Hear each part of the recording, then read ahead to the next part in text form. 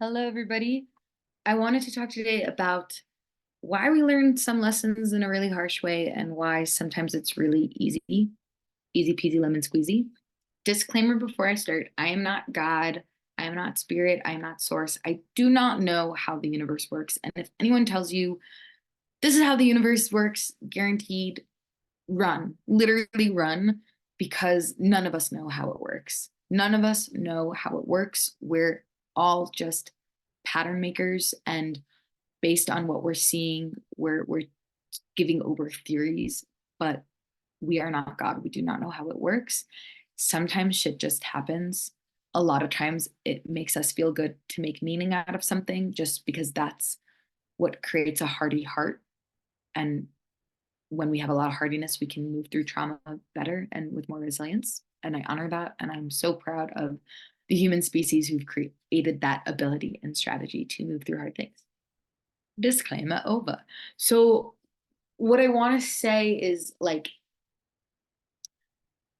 there are certain ways that we get used to learning things. Not if you do X, Y, and Z, it will come in this way. If you do X, M, N, and O, you'll do it, it'll come in that way. Sometimes shit just happens. God has a plan for you.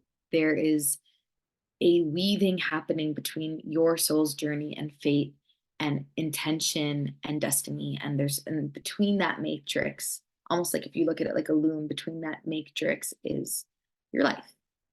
Something, this dance and this weaving between destiny and your soul. And with that, we sometimes have an orientation based on upbringing or religion of bitter medicine is better medicine. That if I learn it the hard way, then it's real. If I learn it the painful way, then it's the lessons there are more true. And that is possible and that could happen, but it doesn't need to be.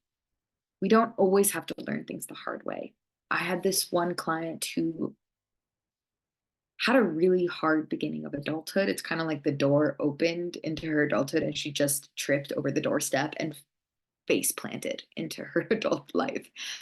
It was really, really hard. She ended up in tons and tons of debt, didn't have a direction, didn't have a career, didn't have anything to her name, and felt like almost like she was starting backwards, or her starting point was miles behind everybody else's starting point. And she did so much and she created so much change in her life, and she really took her power back, created a structure for herself, and literally her transformation was amazing and incredible. She ended up running marathons and she ended up becoming self-employed. Like, she really created something so different for herself. And I noticed in her language, there was a lot of like, well, I wouldn't have met myself without that. That was the crucible I needed. And that's beautiful. And now that we've created, or she's got even not at the starting point anymore, but she made it a little past the starting point,